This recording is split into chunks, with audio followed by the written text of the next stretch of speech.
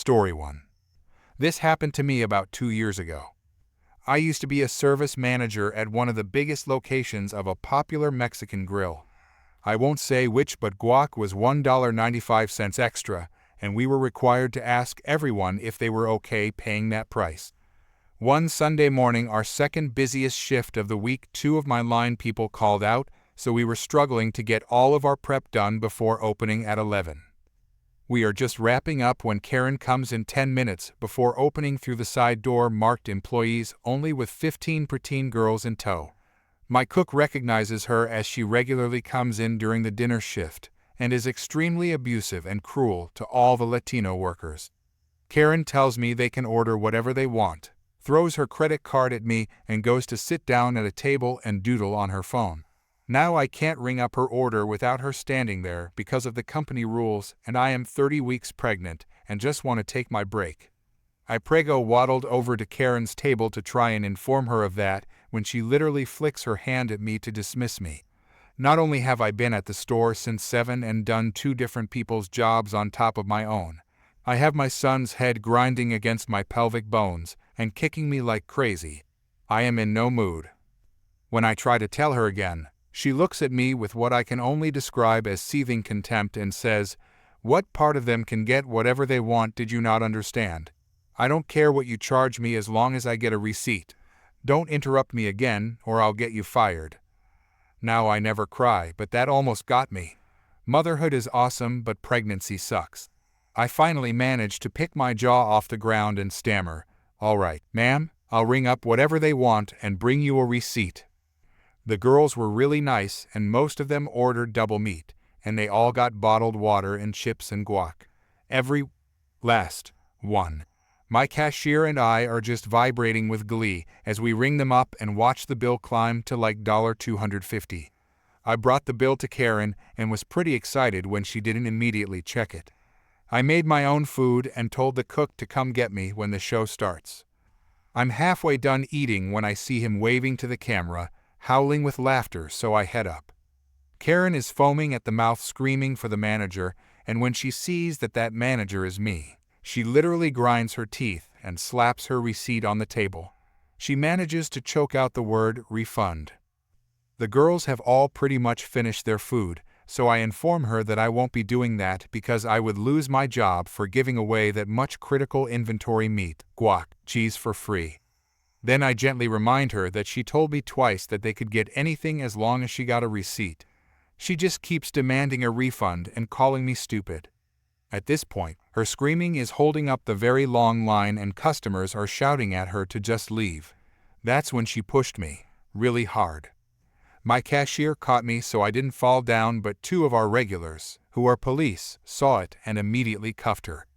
In this state, any use of physical force against a pregnant woman is classified as aggravated battery or something like that.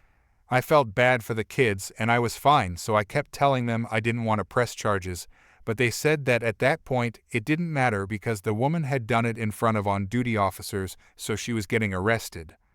They had to call the kids' parents to come get them because she was their church's youth leader and get statements. My general manager came in and let me go home with a full day's pay. She tried to take the case to trial, but they had video and like 20 witness statements, so she ended up taking a couple years probation or something. All because I did exactly what she told me to. Story 2. So several years ago, I worked as an unarmed guard for a security company that was contracted to watch over a new construction site for a large wind farm. This area was hilly rural terrain with lots of wind, perfect for this kind of project, or so I was told by the many contractors on the project. It was also popular with hunters, both local and not.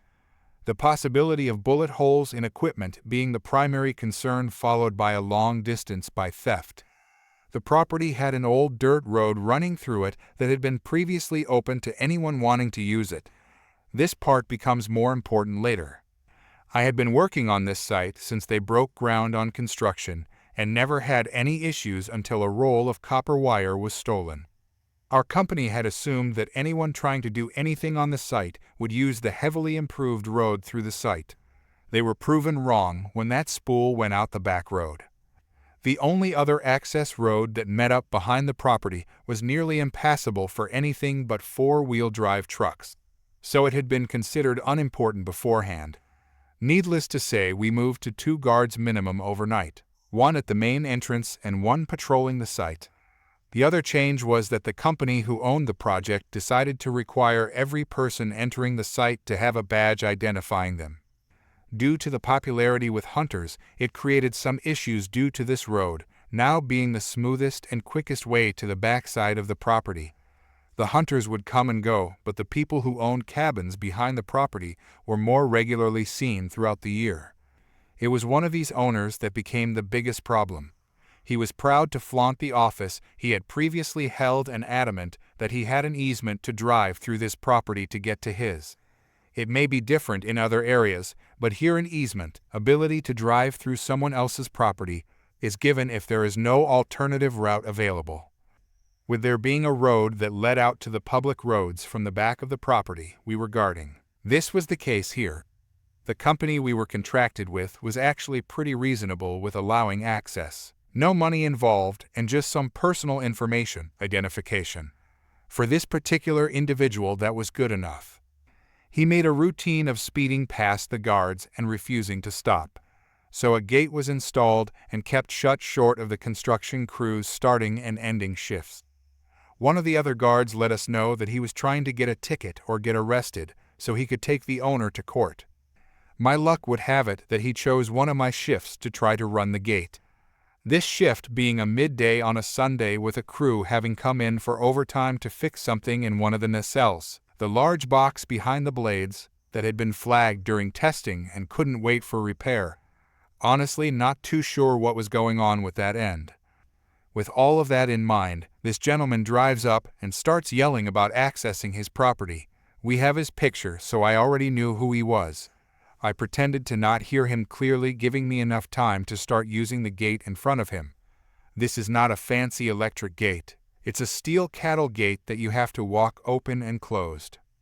As I start shutting the gate, he starts driving forward, so I stop and stand in front of his truck and let the gate swing back open. He tells me to move out of his way, to which I respond that I know he won't risk running me over because he knows he would lose what he is trying to gain: free and unrestricted access through the property to him. Seeing that I have the advantage, he decides to try a different approach. He made a comment along the lines of just blocking the road until I let him through or call the cops. I bluffed a little in telling him about the crew working on site and said I wouldn't do anything about it, but since they were on overtime on a weekend, I wouldn't stop them from doing whatever they needed to do to be able to go home, which led to him pushing to get the police involved. Now is where we start to get into the MC. I was given explicit instructions not to call the police on him because all that was wanted was for him to come back during the week to get a pass, which I told him repeatedly to no avail. He decided to keep pushing the police getting called, which I kind of started to find funny the more he talked about it. He went from simply saying I should call them to more in-depth pushing. He asked if we had a phone in the guard shack, which we didn't. He asked if I had a cell phone, which I lied and said I didn't, which was more believable considering they hadn't gotten very popular yet. He then said he did, but didn't want to call 911 since it wasn't an emergency, and asked if we had a phone book. Still not sure why we had one, but it was there. He even tried to get me to call the sheriff on him off of his own phone, which I again refused. Not ready to give up, he took it upon himself to call the sheriff's department on himself. Satisfied that the police were on their way, he moved his vehicle aside and allowed me to shut the gate. It was about 30 minutes before the first deputy arrived, since it was a weekend and a remote part of the county they served. Being the security guard, they approached me first. I told them what had happened and that neither my company nor the property owner had an issue with him or what he was doing, as he was outside the gate and not blocking anything. The officer shook his head about this guy calling them in himself and walked over to talk to the ex-elected official. It's about this time that the crew that was working came down, asked what was going on, and had a quick laugh before heading back home or wherever they were staying. In all, about 5 officers responded to this call, and each one gets a laugh about getting a call like this one. It must have been a slow day for them to have so many show up for this joke call and then take another half hour to 45 minutes deciding how to handle it. In the end, they gave him his ticket for falsely reporting a crime or something along those lines. To which I hear him yelling out his window as he drives off that he got his day in court. The officers who had yet to start leaving laughed and said, yeah, he will get his day in court, but it's not going to be the one he thinks he's getting. Story 3. This one's a bit long, but please stick with me because it's a good one. So here's the basics. When I was a kid, my dad was in the service, US Navy, and so we moved around a lot. Because of this, I was always the new kid over and over again, meaning I was constantly the target of would-be bullies, and this made me fairly introverted and distrusting of other people by nature. In the waning years of my father's military career, he decided he would take his family back to his hometown and do some recruiting until he retired. So away we went to the family farm built by my great-grandfather. If anyone has ever found themselves moving to a small town suddenly, then you are well aware of what I mean when I say that the locals were very small-town-minded. For those of you who don't know, the small-town mentality is basically this. If you're not from there, born and raised, then you don't belong there. A lot of small-town citizens are closed off and want nothing to do with outsiders. So there I was, not only the new kid but introverted and an outsider bully magnet. For the most part, I tried not to let it get to me, but I did have some bad days and got into a few fights, always in self-defense though. And eventually, as people grew up, most of the other kids matured out of trying to be a bully and began to just leave me alone, especially once they found out who my great-grandfather was. Something about one of the 4 founding families. I don't know, I never really cared that much, and besides, those people had shown their true colors by treating me like crap for years by that point. But that's a different story. This story is about a kid we'll call Mike. You see, Mike was the only one who never seemed to grow out of trying to be a bully. He would daily track me down and tell me how worthless I was. That I was just some dumb farm boy who would never amount to anything, and would always be a loser. He would walk up to me randomly and say things like, I know you're going to be the one who shoots up the school someday, and when it ends with your suicide, I'll be the one cheering. He had some issues. At one point I arrived at school to find he had painted the combination on my locker with toothpaste. A lot of weird stuff like that. Anyways, we get into our senior year of high school, and I've long since been doing my best to ignore him. His not being able to get a reaction out of me seemed to really upset him, and even his friends started saying his seeming need to find me every day to simply be a jerk was bordering on the creepy and obsessive. And then all of a sudden, the verbal abuse stopped one day, a couple months from graduation. I assumed he had finally just given up, but that wasn't the case.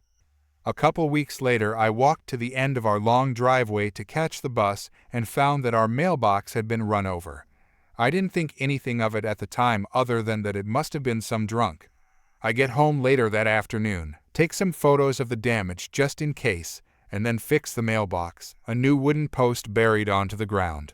I finish my other chores and homework and relax the rest of the evening. Next morning I go to catch the school bus and the mailbox has again been run over. I get home, take photos, repair it, do chores, homework, and relax. It happened again the next day and again the day after that. This went on for 2 weeks, only stopping on the weekend. My parents had reported the smashing of the mailbox, but there was no evidence as to who the culprit even was, so nothing was done about it. I finally have enough of digging out broken posts and replacing them, and so, the revenge. I get up early on a Saturday and head to the end of the driveway. I dug a 2 feet by 2 feet wide hole 6 feet straight down and filled the hole with fresh cement, and in the center placed a 10-foot section of the old farmhouse original cast iron water pipes, sunk 6 feet into the concrete. I filled the rest of the 10 feet cast iron pipe with concrete as well and mounted the mailbox on the top. Mind you, I looked into how far from the road the mailbox needed to be for safety reasons and attached ample amounts of reflectors. Monday morning comes and I notice the mailbox post has all sorts of scratches on it, but otherwise it's fine. I get to my final class of the day, creative writing. and I'm in the middle of a story outline for that week's project when a friend of Mike's comes in. We'll call him Steve. Steve sees me and freaks out. Steve, do you have any idea what you did to Mike's car? Me, I didn't do anything to Mike's car. I don't even know what it looks like. Steve, your little stunt with the mailbox totaled it. He had to get it towed into town at 5 a.m. this morning. Small town. Auto garage is definitely closed at 5 a.m. He's gonna sue the franc out of you. Me, okay? But you are aware that deliberately hitting and/or damaging a mailbox is a federal crime, right? Steve, what are you talking about? Me, you don't actually own your mailbox. Legally, it belongs to the post office, so destroying a mailbox is destroying government property, making it a federal offense. Steve, so what? He'll get a little fine, but you're gonna pay. Me, oh no, ha ha ha. It's actually a $250,000 fine or up to 3 years in prison per offense for vandalizing a mailbox. And since it's happened 10 times in the last 2 weeks, that translates to either a $2.5 million fine or up to 30 years in prison. Steve just stares at me for a moment and storms out. At that point, I pull up the federal statute on the computer I was working on, and Mike comes in insisting that I'm making that thing up. So I show him the law, and he freezes. Me, you can take me to court, and I might have to pay a small fine and maybe even tear down the mailbox. But your life would be over. Mike, maybe, but you can't prove I did it 10 times. Me, actually, I took photos of the damages so I can prove it was at least 10 times. But even if I couldn't, $250,000 is still a lot of money. Much more than your car is worth, I'm sure. Would you really bankrupt yourself or even get yourself sent to prison to force me to pay you $1,000 or $2,000 for the car? Mike stormed out of the classroom and never bothered me again. The best part was actually the domino effect this created. You see, Mike didn't have enough credits to graduate on time. Wasted too much time trying to be a Dr. Phil case, I guess. I heard through that small-town grapevine that he was eventually shunted over to adult programs by the school. Without his car, which was totaled, and unable to afford another, his mother bought the first one and refused to buy a second when she found out how he totaled it. He couldn't get to his classes and was eventually tossed out of school due to attendance problems. Without a diploma or GED, he couldn't get into even a community college nor find proper work. Not having access to gainful employment left him living with his mother in a trailer, living off her and the occasional odd job he gets. Meanwhile, I'm now married with a child and living in the beautiful subtropical Algarve in the south of Portugal in Europe. Mike, if you're out there reading this, I only have one real question. Just how did that mailbox taste? Story 4. Today was unusual, to say the least. The internet at my house was down, so I had to rely on mobile data. Feeling bored, I decided to head to the mall, partly to watch and download some YouTube videos using my premium membership. Bundled up and looking somewhat presentable for once, I made my way there. Upon arrival, I grabbed a mango smoothie from Booster Juice and settled in the food court. Slinging my Attack on Titan messenger bag over the back of the chair, I took off my knit scarf and began downloading videos to listen to later at home. Unbeknownst to me, my anime-themed bag caught the attention of a young girl and her mother. The cast. Me, just a guy trying to enjoy a smoothie. Karen, a mother with far too much hairspray and an excessive sense of entitlement. Kiddo, a young anime fan, polite and enthusiastic about the character Mikasa Ackerman. Security guards 1 and 2, mall security, just doing their jobs. While I was minding my own business, I heard a voice behind me. Kiddo, dude, love your bag, may I see it? Kiddo proceeded to gush about Mikasa, one of the main characters from Attack on Titan, going on for a couple of minutes. For context, Mikasa is a strong, brave character from the popular anime. As Kiddo was excitedly talking, her mother, Karen, approached with a look of pure disdain. Karen, Kiddo, what are you doing near this man? Me. Wow, that's rude. She just asked to see my bag, and I said yes because she liked it. Kiddo. Yeah, Mom, it's got Mikasa on it. She's so cool. Kiddo then continued enthusiastically sharing her love for Mikasa and another character, Iren. Karen, I see. If she likes the bag so much, can she have it?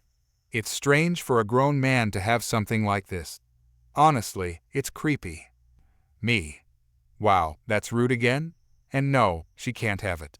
First, I don't reward rudeness, and second, it's my bag. Why would I just give it away? Karen, who do you think you are, calling me rude? She started working herself into a frenzy. Me. I'm calling the person who insulted me for no reason while demanding my property rude, because, well, it's rude. I was annoyed but trying to remain calm.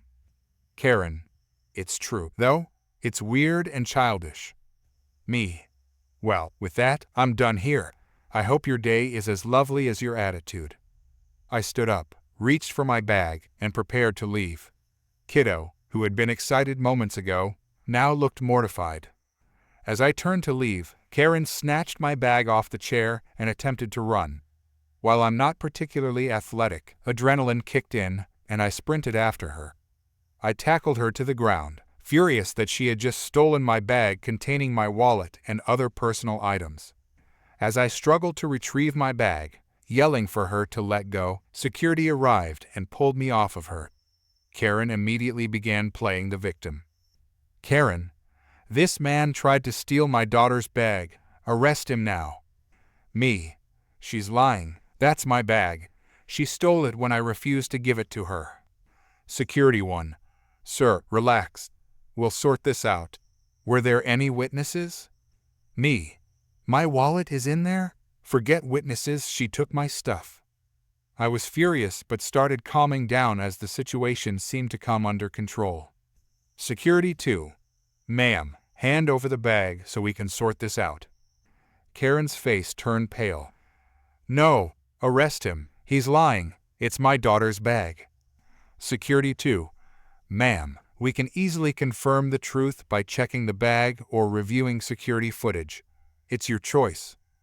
Reluctantly, Karen handed over the bag. The security guard opened it, found my beat-up black leather wallet, and confirmed my ID inside. Security 2. Would you like us to call the police? Me. Absolutely. I want charges pressed against her for theft. As soon as Karen heard the mention of police, she bolted for the exit, leaving Kiddo behind. Kiddo, looking deeply embarrassed, pulled out her phone and called someone. Kiddo. Dad, Mom went crazy again. Can you pick me up? Security escorted both Kiddo and me to their office while we waited for her father to arrive. When he showed up, he was not surprised by Karen's behavior. Apparently, she was his ex-wife, and they were in the middle of a custody battle. He willingly provided her information, likely eager to use this incident in court. I filed charges with the police, and later I was informed that Karen had been arrested at her home. She was taken into custody in front of her current husband. So, Karen, enjoy the holidays in provincial lockup. I hope my old messenger bag was worth it. As for me, I'll be keeping a closer eye on my things and avoiding the mall for a while. Story 5. I learned to cook when I was pretty young, elementary-aged, because of family issues. I'm not a chef. I cook home-style, without super expensive exotic ingredients, and with the intent to feed a number of people. But I've always paid attention when other people cook, read cookbooks, and generally try to be better at it. I'm also a guy. None of the women I've been in serious relationships with in my life had any idea of how to cook. I don't care. They were all professionals and smart, but didn't grow up in environments that taught them to cook. But it became an issue in my first serious relationship. She was in a doctoral psychology program and also did work study. I was in an undergraduate STEM program full-time and worked full-time. I easily put in 20 hours a week more of work than she did, but it didn't bother me. What did bother me was cooking dinner for the two of us every night during breaks. So I made her an offer. I'll cook twice for every time you cook, which meant she had to cook twice a week. We went out to a restaurant together once a week, and I cooked 4 times per week. If any dinner offers came up, it came out of her share coincidental since one of her nights was when we usually got invited to eat with one of our families. There was a lot of conflict at first, and I didn't get it. I thought she was trying to get out of our agreement. I also did most of the housework and shopping, and I felt taken advantage of because we ended up having takeout on her nights the first few weeks. Since we had a common budget, that didn't feel fair, and I told her that. So on the first night that she was going to cook, I stayed around just in case she needed help. We were both in our mid-20s at the time. Finally, she broke down crying in the kitchen. She was going to make mac and cheese and hot dogs, but she didn't know how to boil hot dogs, no microwave for us back then. More than that, she didn't know how to boil water. I felt a mix of feeling really bad for the situation and inwardly wanting to. Well, laughing wouldn't have been very nice, so I showed her how to put water in a pan, put it on the stove, and wait until it boiled. The malicious compliance? It wasn't on my side. We were together for another 4 years or so after that. We continued our agreement on sharing the housework over that period, for example me doing the vast majority of it, while working 10 or 20 hours more per week than she did. Once she mastered the basics of store-bought mac and cheese, boil the noodles, melt butter in a pan, add the prepackaged seasoning, etc. She never felt the urgency to move on, to grow as an aspiring chef. We had mac and cheese and boiled hot dogs for 4 years. If I asked if she might consider cooking something else this week, she'd say she'd be happy to. Except she was really in the mood for hot dogs and mac and cheese, so maybe next week? My friend started joking privately with me about how wasteful just throwing out all of that dirty hot dog water was, and how many other things she could make with it. Dirty hot dog water soup, iced dirty hot dog water cocktails, etc. One friend had dirty hot dog water shirts made and gave them to us for Christmas gifts. I was a little mortified, but my other half didn't get it, thank goodness. One of my friends ended up going the stand-up comedian route, dropping out of school to do it. He ended up pretty successful staff writer for a popular syndicated show. And he made dirty hot dog water jokes constantly whenever he got back to town, and some of them made their way onto the program he wrote for. One time he came back and did a headline act at the club he got started at on open mic night. He got us a dozen tickets, and our group of friends and my other half got premium placement at a table front and center in the club. He did his whole act on dirty hot dog water. Our table was howling in laughter, and every single person in the club was silent, including my other half, until they started booing.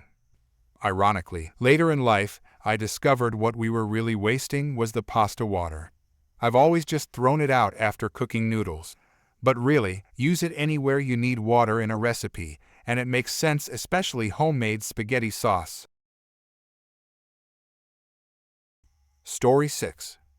Veterinary school admissions are fiercely competitive, and the coursework is as rigorous as you'd imagine. Our program was divided into 2 distinct phases.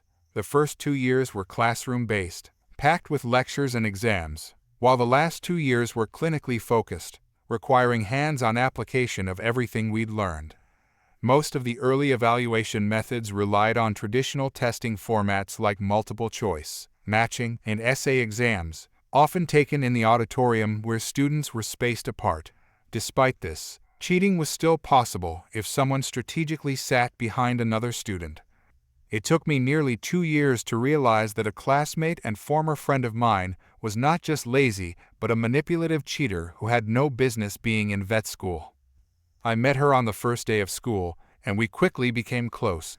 We sat next to each other in lectures, worked together in anatomy and surgery labs, and were part of the same study groups.